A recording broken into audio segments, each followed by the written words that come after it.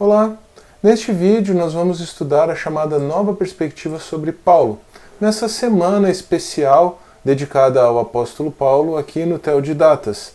Nós já tivemos 2 vídeos anteriores, um no qual eu introduzi o estudo das cartas pastorais, cogitando acerca da possibilidade de uma 4ª viagem missionária e de uma 2ª prisão do apóstolo Paulo. Depois estudamos as cartas pastorais. Agora vamos nos dedicar aqui ao estudo da chamada nova perspectiva sobre Paulo e amanhã encerramos a semana com um estudo sobre Romanos 6. E você vai notar como o estudo de Romanos 6 vai estar bem interligado com essa temática que nós vamos trabalhar aqui. Mas, indo direto ao que interessa, vamos para o nosso conteúdo, vamos para a nova perspectiva sobre Paulo, que é um assunto que já foi pedido nos comentários aqui do canal e eu acabei estudando, me aprofundando, achei muito interessante, por sinal, acrescenta muita coisa para você refletir, faz você parar para pensar, faz você rever algumas coisas, não necessariamente rever a teologia tradicional, Não se trata, isso é importante a gente já deixar claro desde o começo, não se trata de uma nova teologia, mas de uma abordagem diferenciada, especialmente no que diz respeito à perspectiva luterana tradicional, tanto a perspectiva de Lutero quanto dos luteranos que o seguiram, e especialmente de autores da teologia liberal do século XIX, essa revisão da interpretação que autores luteranos, tanto Lutero quanto autores do século XIX, especialmente teólogos liberais, fazem da teologia de Paulo, fazem sobre o apóstolo Paulo. E, na verdade, o que nós temos são novas perspectivas em vez de uma nova perspectiva. Cada autor dessa corrente, identificada como nova perspectiva sobre Paulo, tem uma abordagem diferenciada. Mas existe um ponto central, existe um ponto comum dessa nova perspectiva sobre Paulo. E nós poderíamos até dizer que talvez seja mais uma nova perspectiva sobre o judaísmo do que uma nova perspectiva sobre Paulo. Em que consiste esse ponto comum, então, esse ponto que liga os autores da nova perspectiva sobre Paulo?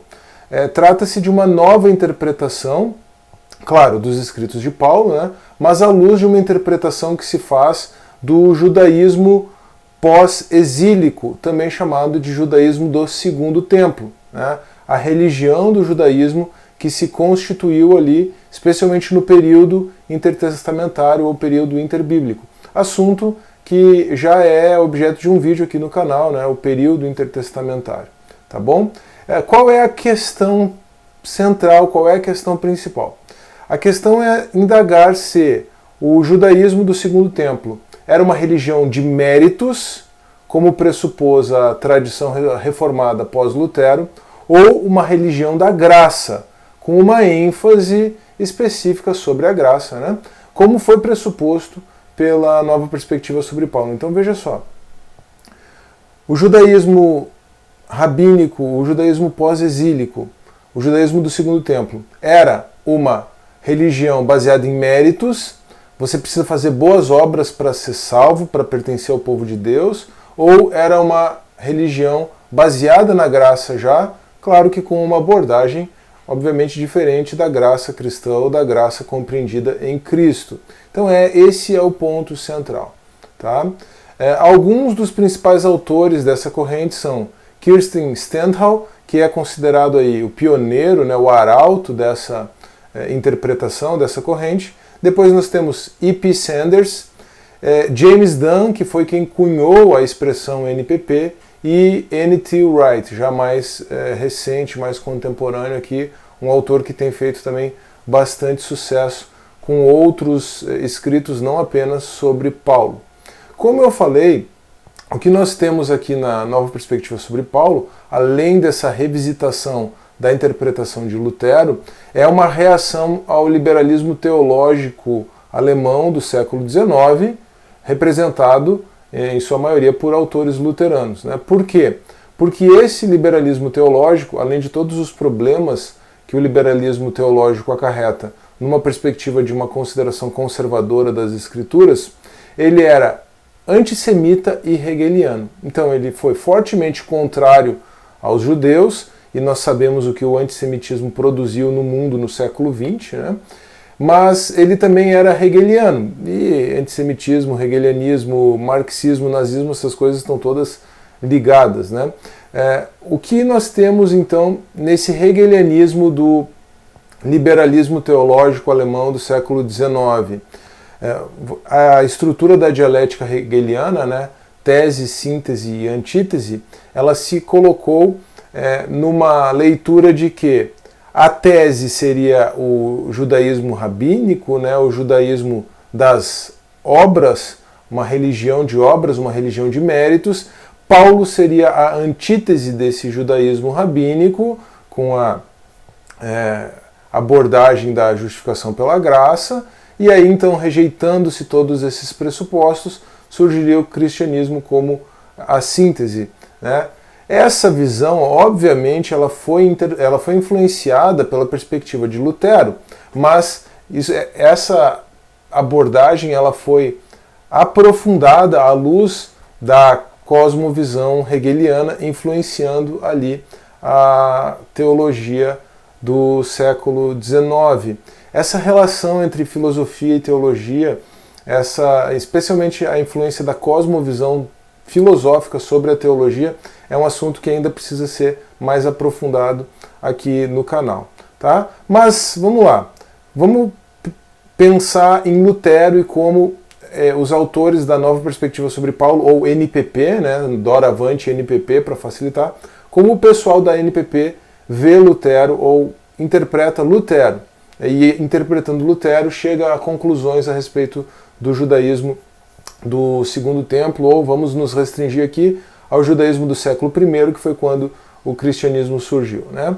A leitura que Lutero fez do judaísmo do primeiro século, ela é tida como algo anacrônico. Como assim? Anacrônico é algo fora do seu tempo, né? O que se diz é que Lutero projetou a realidade que ele estava vivendo ali no século XVI para o século I. Então, nessa projeção, você tem uma analogia, né, um comparativo. Lutero, estaria representado em Paulo, e o catolicismo romano, aquelas ideias do catolicismo romano, a venda de indulgências, as relíquias, né, tudo aquilo que Lutero estava combatendo ali no século XVI é projetado para o século I no judaísmo. Então Lutero se projeta em Paulo e Lutero projeta o catolicismo romano no judaísmo do século I. O que acontece daí é que, a partir dessa compreensão de que Lutero estava partindo de um anacronismo, a NPP supõe que entre os judeus do século I não havia a mesma preocupação e não havia a mesma ênfase soteriológica que havia entre os cristãos do século XVI.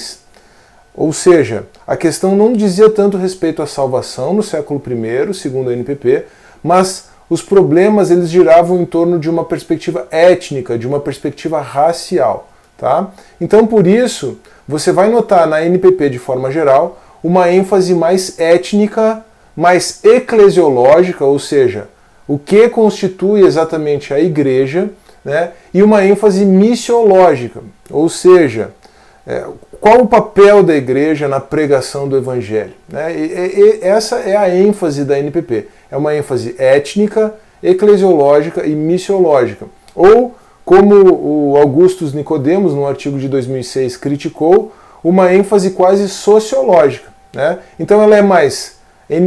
A NPP, né, ela tem uma abordagem mais étnica, eclesiológica, missiológica, quem sabe sociológica, do que propriamente teológica.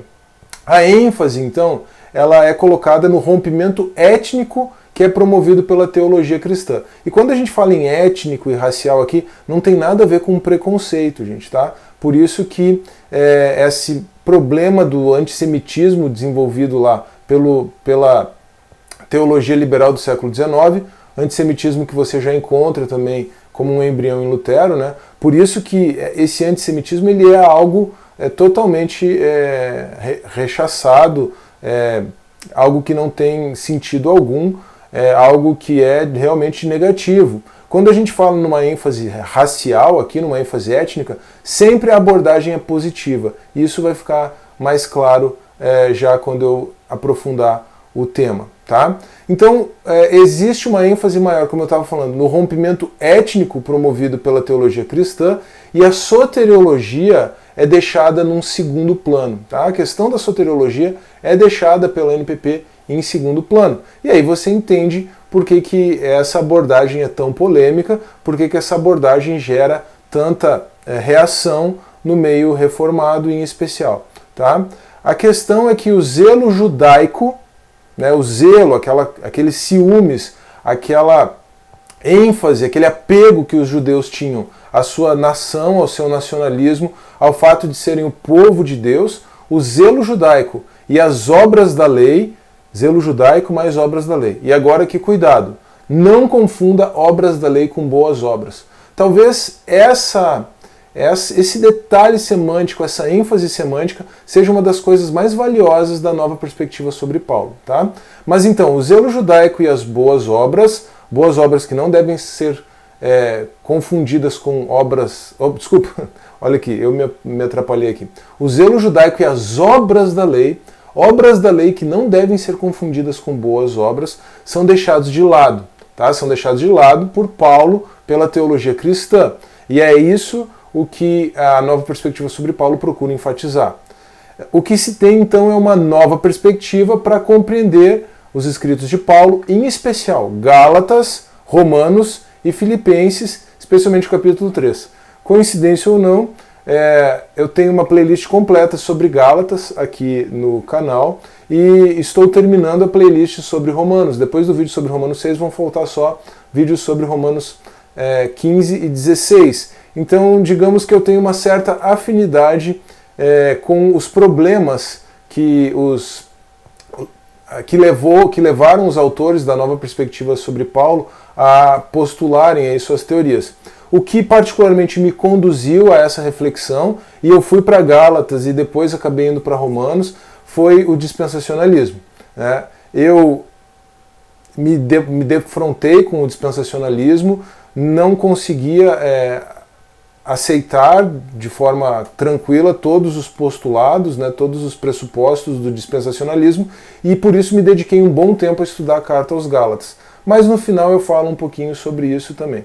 Tá? Agora vamos conversar aqui sobre os autores e as principais ideias de cada um desses autores, pelo menos alguns dos que eu mencionei no começo. Uma coisa muito importante que eu não falei, e aqui vou retomar antes de tratar dos autores e das ideias de cada autor, é o seguinte: essa visão do judaísmo do Segundo Templo, ela também está presente na chamada terceira busca do Jesus histórico. Tá? Então, tem uma nova onda de estudos sobre Jesus histórico que está em curso, E essa nova onda, a abordagem desses novos estudos, a crítica bíblica contemporânea, ela é muito importante, inclusive, do ponto de vista apologético.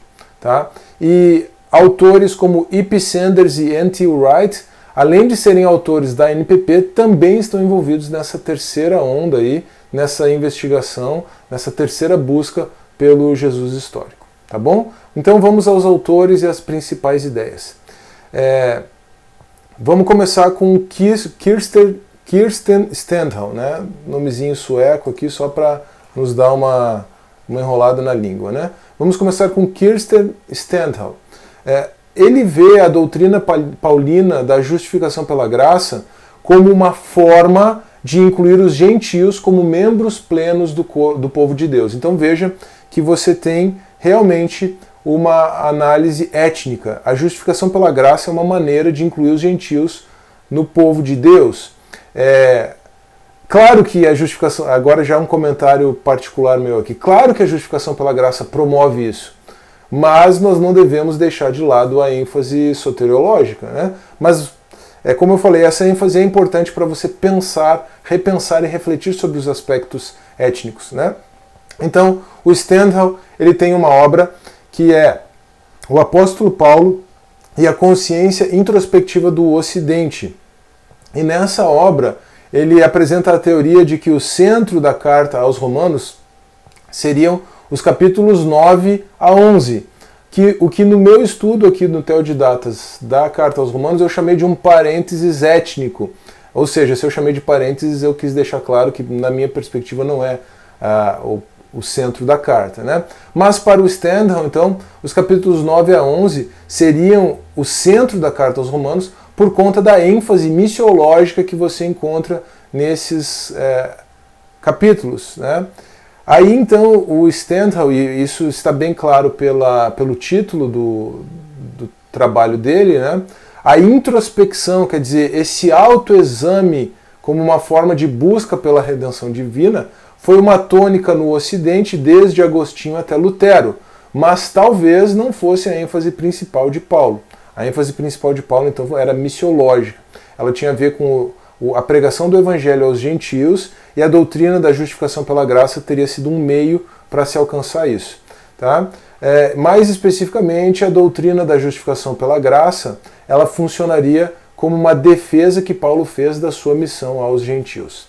E aí nós temos então, na sequência, estou trabalhando de forma até cronológica, nós temos o E.P. Sanders com a sua obra Paul and the Palestinian Judaism, quer dizer, Paulo e o judaísmo palestino, e ele afirma expressamente que o Sanders tem uma agenda de pôr fim à avaliação cristã predominante do judaísmo, segundo a qual essa é uma religião legalista da justiça por meio das obras.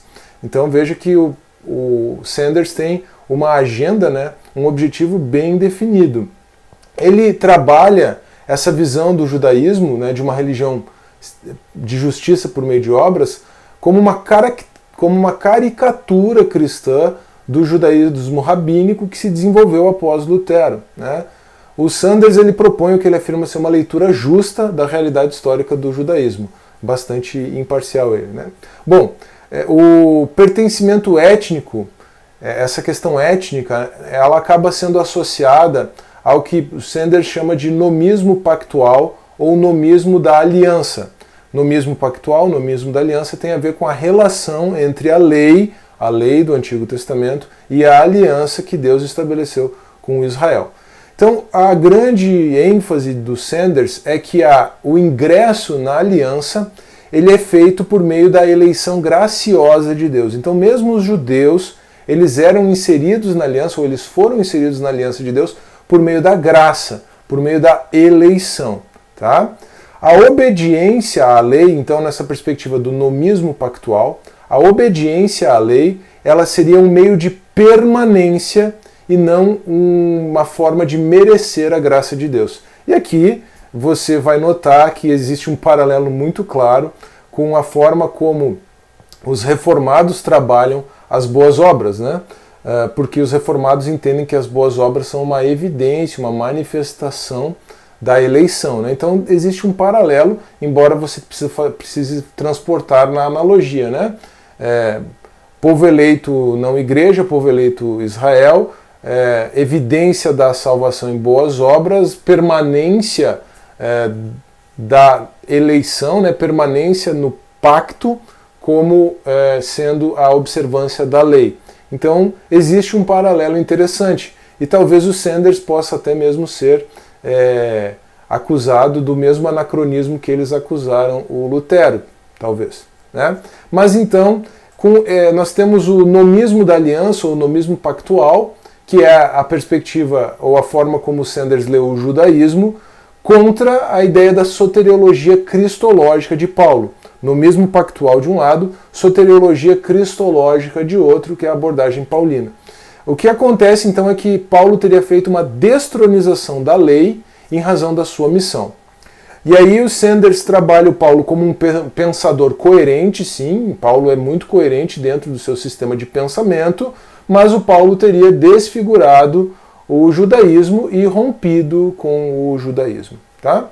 E aí nós temos o James Dunn, que foi inclusive quem trabalhou, quem cunhou essa expressão nova perspectiva sobre Paulo. O James Dunn, ele trabalha a expressão obras da lei, especialmente em Gálatas 2,16, como tendo uma importância secundária no pensamento de Paulo. Então, você encontra em Paulo essa essa contraposição, obras da lei versus graça, obras da lei versus fé. E aí o que o Dan vai falar é que essa expressão obras da lei, ela tem uma perspectiva secundária na teologia de Paulo. E especialmente ali em Gálatas, obras da lei surge no contexto daquela situação específica que está acontecendo na Galácia. Já existe uma playlist inteira sobre Gálatas aqui, né? Mas essa situação específica, ela dizia respeito basicamente à circuncisão e à observância de dias e de prescrições alimentares pelos gentios, como um ensino equivocado que veio da parte dos judaizantes para os gentios, né? Então Paulo está trabalhando essas obras da lei apenas nesse sentido e com essa abordagem étnica, quer dizer, dizendo assim, vocês são gentios, vocês não precisam praticar as obras da lei, vocês não precisam se circuncidar, vocês não precisam observar as prescrições alimentares dos judeus, vocês não precisam guardar dias especiais, como é o caso do sábado, né? Então, note aqui a diferença, isso aqui é importante, tá? Porque essa é uma contribuição semântica, essa é uma contribuição de ênfase muito importante da nova perspectiva sobre Paulo. Note a diferença entre obras da lei, que tem um aspecto cerimonial, e boas obras, tá? O Dan não descarta, não deixa de lado, essa nova perspectiva sobre Paulo, ela não trabalha a questão das boas obras, ela trabalha a partir da questão das obras da lei. Então, de certa maneira, essa distinção entre obras da lei e boas obras, ela torna mais fácil harmonizar os escritos de Paulo com a carta de Tiago. Mesmo que você não concorde com a nova perspectiva sobre Paulo, né, não sufrague a NPP, essa distinção ela pode tornar mais fácil de harmonizar os escritos de Paulo com os escritos de Tiago, coisa que o próprio Lutero não fez, tanto que Lutero considerou a carta de Tiago uma carta de palha, né? Mas vamos avançar aqui. De toda forma, né, como essa perspectiva que desloca a ênfase de Paulo da soteriologia para a missiologia e a eclesiologia, né, deixa de lado, deixa em segundo plano os aspectos relativos à salvação e passa a se preocupar mais com aspectos étnicos, como essa perspectiva é uma perspectiva muito polêmica, especialmente no contexto da teologia reformada tradicional, né, surgiram muitos ataques à própria NPP. Aqui no Brasil, o Augustus Nicodemos tem um artigo de 2006 em que ele reavalia, né, esses pressupostos da NPP e bem particularmente essa questão das obras da lei. Então, como surgiram muitas reações à NPP, o James Dunn ele é expresso ao afirmar que ele não nega a doutrina reformada da justificação pela fé. E aqui eu vou acrescentar justificação judicial, justificação como um ato, justificação como justiça imputada ou atribuída, tá? Todas essas coisas fazem parte da doutrina reformada tradicional pós-Lutero da justificação pela fé. E depois eu vou trabalhar isso aqui um pouquinho melhor, tá? Então, o que nós temos é que a lei ela passa a ser vista como um marcador de identidade étnica, a lei lá do Antigo Testamento, né? E por isso ocorre essa separação entre judeus e gentios. Ora, os judeus observam a lei porque eles são o povo da aliança, no mesmo pactual. Agora, a lei, se existe esse fator de marcação, né, de identidade étnica, a lei não pode servir como um fator de identidade para cristãos gentios. E ela não pode promover a separação entre judeus e gentios. Essa é, então, a principal ênfase da nova perspectiva sobre Paulo. É isso que o James Dunn procura enfatizar, sem, como ele mesmo afirma, prejudicar a doutrina reformada da justificação pela graça. Tá? Embora o Dunn afirme expressamente que ele não nega a doutrina reformada da justificação forense, justiça externa, justiça imputada ou atribuída, vamos enfatizar isso, o Millard Erickson, no seu livro Teologia Sistemática, ele faz uma análise muito interessante e ele afirma que os escritos de autores como o Sanders e o Wright, eles se aproximam mais da ideia de uma justiça infundida, não uma justiça externa, mas uma justiça que é colocada dentro do sujeito e que precisa se manifestar.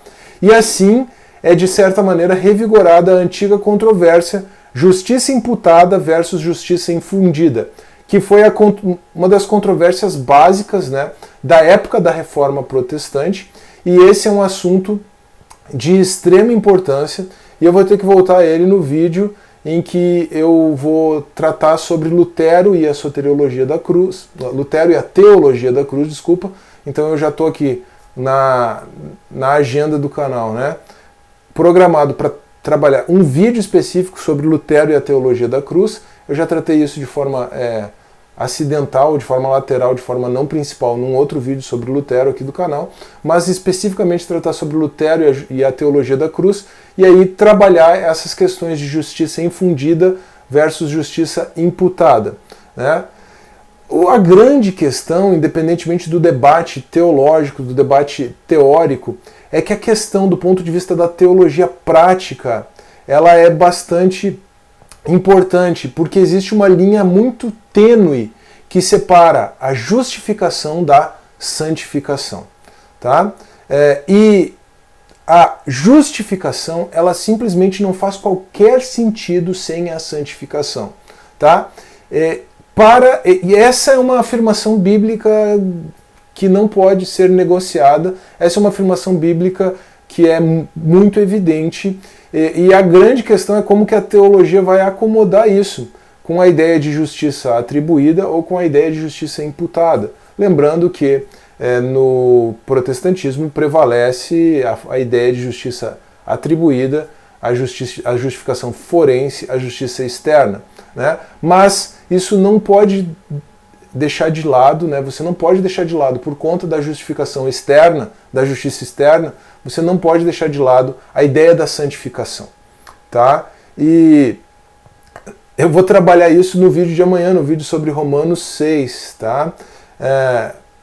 Lembrando, o que eu vou trabalhar amanhã? Basicamente, que não faz sentido justificação sem santificação. E essa afirmação de que não existe justificação sem santificação, ela é uma antiga perspectiva do apóstolo e não uma nova perspectiva sobre Paulo. Tá bom? Bom, eu já fui acrescentando alguns apontamentos à medida que eu fui apresentando os pressupostos aí e os pontos da nova perspectiva sobre Paulo, ou das novas perspectivas sobre Paulo. Vou fazer uma apreciação pessoal agora, né? Vamos conceder a nova perspectiva sobre Paulo o benefício da dúvida, né? Vamos considerar esses postulados históricos da nova perspectiva sobre Paulo a respeito do judaísmo rabínico, do judaísmo pós-exílico, do judaísmo do Segundo Templo, o benefício da dúvida, tá? E concedendo à NPP esse benefício da dúvida, a teologia cristã e a teologia paulina em especial representaria certamente, primeiro, um rompimento étnico. Isso aqui nós não temos dúvida, né? Mas é um rompimento étnico no sentido positivo, no sentido da inclusão dos gentios no plano de Deus, na aliança de Deus, certo? E quem sabe aí, vamos trabalhar de forma, vamos considerar o benefício da dúvida, né? Vamos dizer, quem sabe nós poderíamos extrair da NPP um avanço cristocêntrico no nomismo pactual no que diz respeito à soteriologia. Então, concedendo que a eleição mesmo de Israel foi por meio da graça de Deus, a observância da lei era um marcador étnico, né? Era algo que dizia respeito à permanência nessa aliança, mesmo que isso esteja correto, então quando Cristo vem e a justiça de Deus se revela em Cristo, e a salvação se revela em Cristo na sua plenitude, então, no mínimo, você tem um avanço cristológico na perspectiva de uma soteriologia, um desenvolvimento, né? Não um rompimento, mas um desenvolvimento. A ideia de que o mistério que estava oculto desde antes da fundação do mundo, né? O mistério que esteve oculto por séculos, de todas as gerações, e que foi manifestado no tempo presente, né, como Paulo trabalha em Colossenses, como Paulo trabalha em Efésios, vai dizer isso. Não apenas a inclusão dos gentios, né, na aliança, que me parece que é uma ênfase bastante clara dessas afirmações que Paulo faz ali, nessas outras cartas, né, Colossenses, Efésios, mas também a questão da justificação por meio de Cristo. Né? Apenas o nomismo pactual ele não tem todos os elementos necessários para uma soteriologia completa. Então, nós podemos aí conceder o benefício da dúvida e trabalhar essa questão soteriológica também. Tá? Então, só reforçando, o rompimento étnico promovido pela teologia cristã é correto e é positivo, né, sem nenhuma carga de racismo ou antissemitismo, é bom a gente deixar claro. E esse outro ponto, que seria mais nebuloso e controverso, seria a possibilidade de um desenvolvimento soteriológico, tornando clara em Cristo a teologia da graça, que já estaria presente no judaísmo, né, abscôndida no judaísmo, a teologia da graça, com uma ênfase pactual. Né? Não é a abordagem tradicional, eu tenho minhas dúvidas se nós podemos afirmar isso, mas a gente pode tentar trabalhar compatibilizando as coisas, né? Compatibilizando a abordagem reformada com a NPP. E a NPP tem muitos pontos positivos, como eu vou demonstrar na sequência. Só que antes disso, nós precisamos entender que a aguçada ênfase soteriológica de Paulo e a rejeição da lei como um sistema de justificação do homem, eu tenho trabalhado isso, né? Vou falar disso no vídeo de amanhã, de Romanos 6. A rejeição da lei como sistema de justificação do homem parece tornar impossível dissociar o ensino de Paulo, quer dizer, parecem ser possíveis de dissociar do ensino de Paulo. Desculpa, deixa eu formular de novo aqui. A ênfase soteriológica muito forte e a rejeição da lei como um sistema de justificação do homem, elas são pontos que parecem ser impossíveis de dissociar do ensino total de Paulo, do ensino completo de Paulo. São coisas muito presentes e muito centrais no ensino de Paulo. Ainda que Lutero possa sim ter sido anacrônico na sua interpretação de Paulo, certo? Vamos concordar com a NPP, Lutero pode sim ter sido anacrônico, mas ainda que Lutero tenha sido anacrônico, a ênfase soteriológica e a rejeição da lei como um sistema de justificação não é pela observância da lei que o homem vai se tornar aceitável a Deus. Isso parece que é algo bastante evidente do ensino de Paulo. Vamos para alguns pontos positivos da NPP, então, para encerrarmos aqui. A NPP ela tem o ponto positivo de apresentar uma leitura menos pejorativa do judaísmo do Segundo Templo, e essa é uma abordagem que foi inclusive incorporada nos estudos recentes sobre o Jesus histórico e que tem um valor apologético no sentido da crítica bíblica muito importante. Tá? O William Lane Craig, por exemplo, vai trabalhar isso quando ele trabalha a questão da historicidade do cristianismo, e a apologética histórica é um assunto que eu vou apresentar e trabalhar no webinário sobre apologética aqui do canal. Dia 18 de julho vamos ter um webinário sobre apologética aqui no Teodidatas. Eu já lancei um vídeo falando sobre isso, trabalhando os pontos principais da apologética cristã. No vídeo em que eu anunciei o webinário, eu já falei de 3 convidados, né, o Alexandre Fernandes, o Daniel Lourenço e o Leonardo Consoni. Agora que eu estou falando de apologética histórica, já anuncio mais um convidado aqui que confirmou presença no webinário. Essa questão da historicidade de Jesus, da historicidade da ressurreição de forma mais específica, que vai estar ligada a esse exame, a esse estudo do Jesus histórico, que é revigorado, né, na academia pelos pressupostos que estão ligados aí à NPP, que é essa nova visão do judaísmo rabínico. Esse ponto da ressurreição de Jesus, ou da historicidade da ressurreição de Jesus, vai ser trabalhado no webinário pelo Tiago Severo, tá bom? Mas então, esse é o primeiro ponto positivo da NPP, que se coloca numa perspectiva mais ampla. Outro ponto positivo, para mim muito positivo da NPP, é a suavização da antítese entre fé e obras, e aqui boas obras e não as obras da lei, né? E essa antítese entre fé e boas obras, que é muito característica da teologia reformada, muitas vezes pode levar a perplexidades interpretativas e, em alguns casos, pode levar até mesmo ao antinomianismo. E aí, vou trabalhar isso bastante no vídeo de amanhã sobre Romanos 6. Tá? Aqui eu só preciso enfatizar uma coisa muito importante. Nós temos que ter bem presentes essa diferença semântica. E aqui eu acho que essa é uma contribuição muito valiosa dessa ênfase da NPP. Nós temos que diferenciar obras da lei de obras, ou de boas obras, né? Ou de obras da fé. Obras da lei, boas obras ou obras da fé. Obras da fé aqui, me apropriando da linguagem de Tiago, né? As obras da lei, elas têm um aspecto restrito, um aspecto étnico, um aspecto ritual, cerimonial.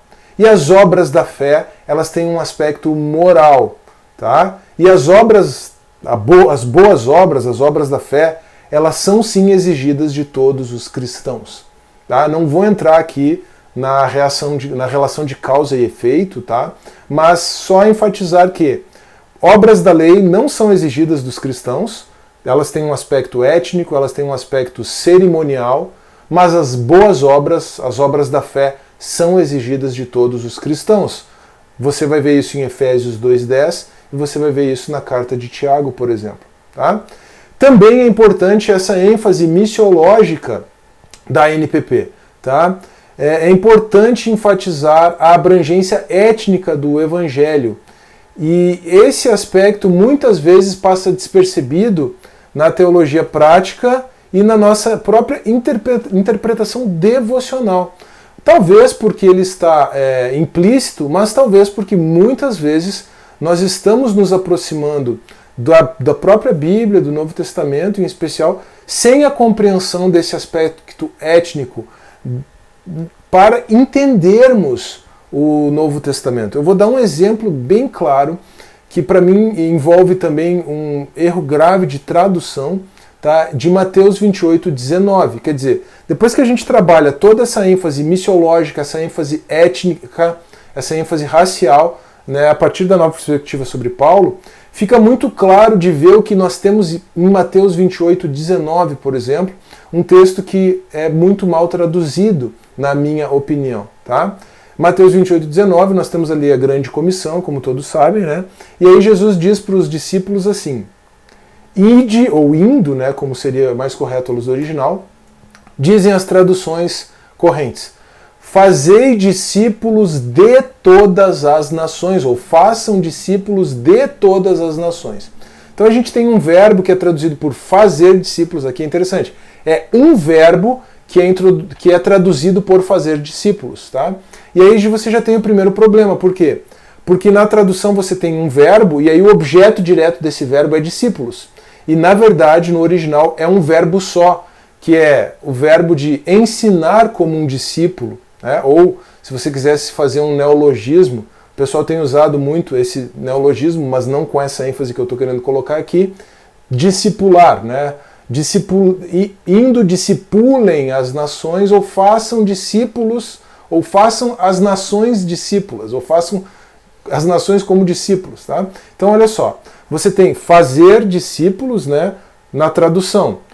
Você poderia simplesmente traduzir por ensinar como um discípulo. Tá? Ensine como um discípulo.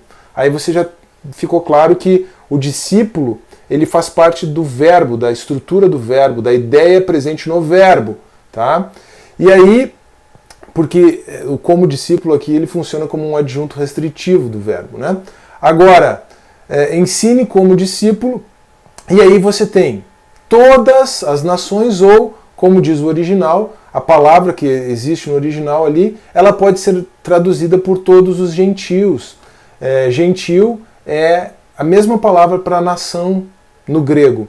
Então veja só, e uma coisa importante, o objeto direto da frase é a palavra traduzida por gentil ou por nação. Tá? Esse é o objeto direto da frase. O objeto direto, por quê? Porque gentil ou nação, gentios ou nações, no original está no acusativo. Então o que eu quero mostrar é que não tem o de. Fazer discípulos de todas as nações. Não existe esse de no original. Então, se você traduz de forma mais compatível com o original, de forma mais literal, indo, ensinem todos os gentios, indo, ensinem como discípulos todos os gentios, você percebe a ênfase missiológica muito clara, a ênfase étnica muito clara. O que você tem ali?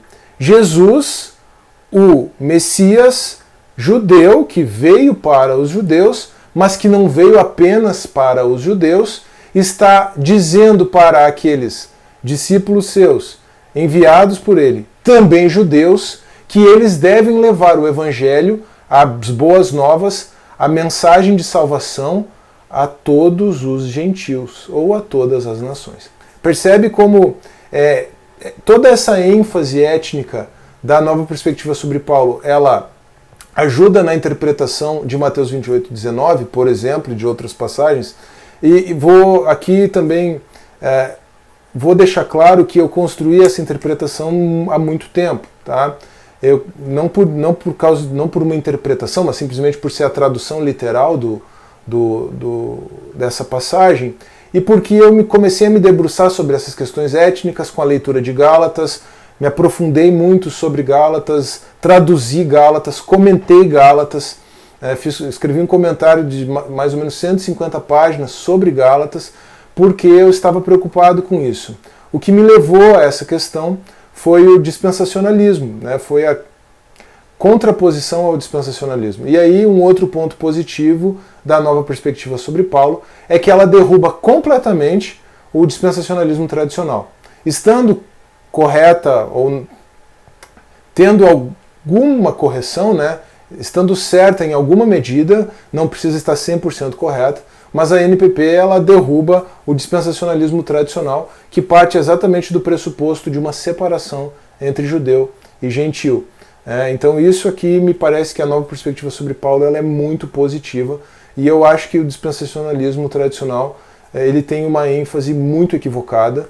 Tá? Eu posso até gravar um vídeo sobre isso em breve, porque não sou um dispensacionalista, por exemplo.